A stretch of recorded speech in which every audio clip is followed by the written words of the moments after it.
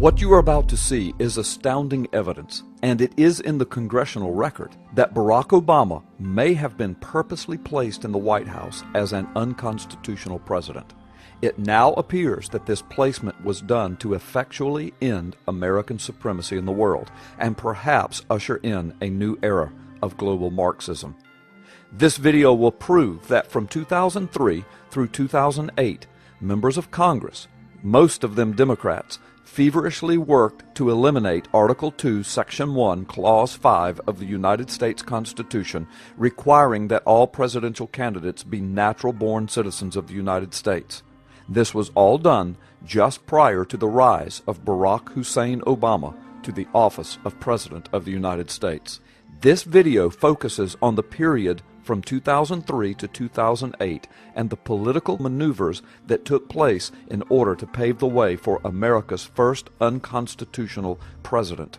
Starting in 2003, Democrat members of Congress made no less than 8 attempts in 22 months to either eliminate the natural-born requirement or redefine natural-born citizen. Note that each attempt to redefine or eliminate the natural-born clause goes to the elimination of the requirement that the president is born to 2 legitimate American citizens. Following are the 8 congressional attempts to circumvent the Constitution and pave the way for an Obama presidency. Number 1. On June 11, 2003, Democrat House member Vic Snyder introduced H.J.R. 59 in the 108th Congress. Its wording declared that it was to be a constitutional amendment making a person who has been a citizen of the United States for at least 35 years and who has been a resident within the United States for at least 14 years eligible to hold the office of President or Vice President. On September the 3rd, 2003, Representative John Conyers introduced H.J.R. 67, another constitutional amendment proposal making a person who has been a citizen of the United States for at least 20 years eligible to hold the office of President. On February the 25th, 2004, Republican Senator Don Nichols attempted to counter the growing Democrat onslaught aimed at removing the natural-born citizen requirement for president in Senate Bill 2128. It was entitled the Natural-Born Citizen Act.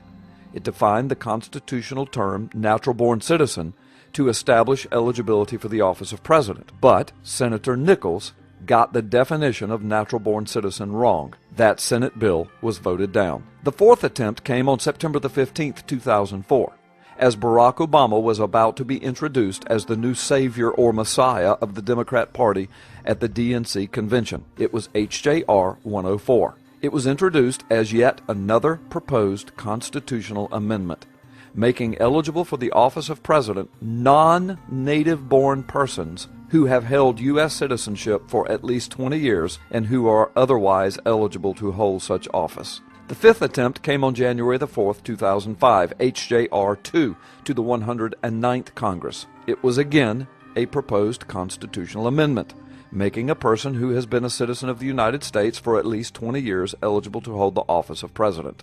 Attempt number 6 was on February the 1st, 2005, H.J.R. 15, making eligible for the office of the president non-native-born persons who have held U.S. citizenship for 20 years. The 7th attempt came April 14, 2005. Representative Vic Snyder tried yet again with H.J.R. 42, making a person who has been a citizen of the United States for at least 35 years and a resident of the United States for 14 years eligible to hold the office of president. Attempt number 8.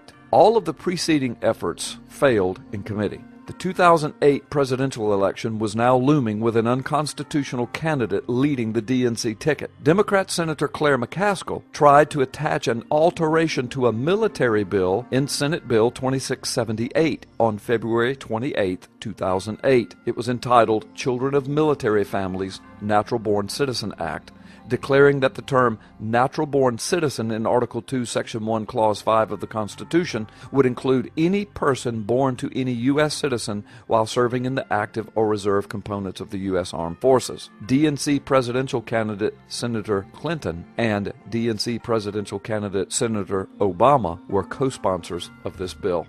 From June the 11th, 2003 to February 28, 2008, a span of 6 years, there had been 8 different congressional attempts to alter Article 2, Section 1, Clause 5, the Natural-Born Citizen Clause in the United States Constitution. All of this took place during Barack Obama's rise to political power and preceding the November 2008 presidential election. But finally, on April the 10th, 2008, unable to alter or remove the natural-born citizen requirement to clear the way for Barack Obama, the U.S. Senate acted to shift the focus.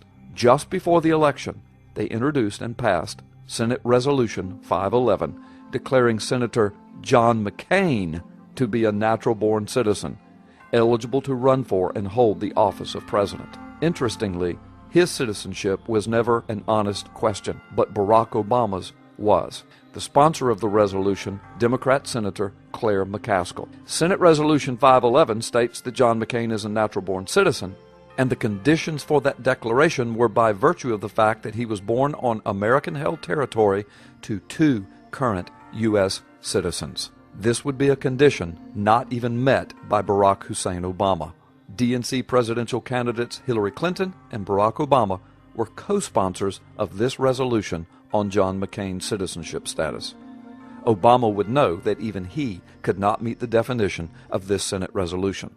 When House members asked the Senate to hold similar hearings on Barack Obama, the Senate refused. However, but here is the key, in the McCain resolution is also this language, quote, whereas the term natural-born citizen, as that term appears in Article 2, Section 1, is not defined in the Constitution of the United States. This would be the phrase that would be used over and over by the Obama camp and the Congressional Research Service to prop up the clearly unconstitutional president.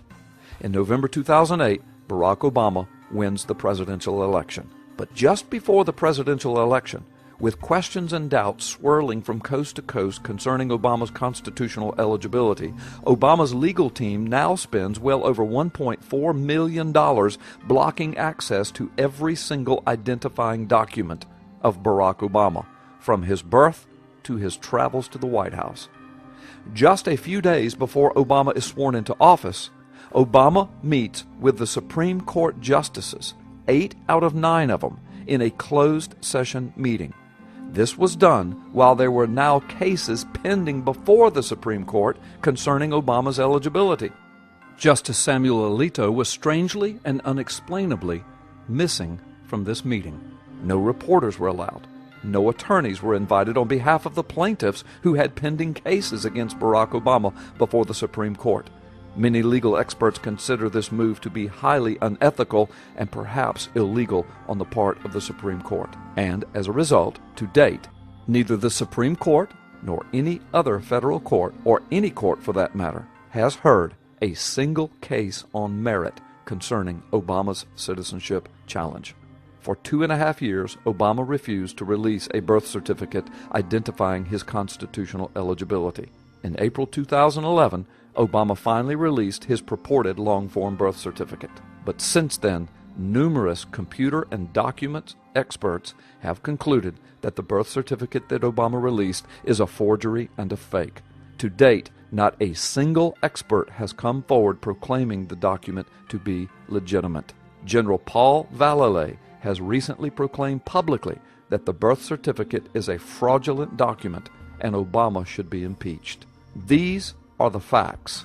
Now it's time for we the people to act.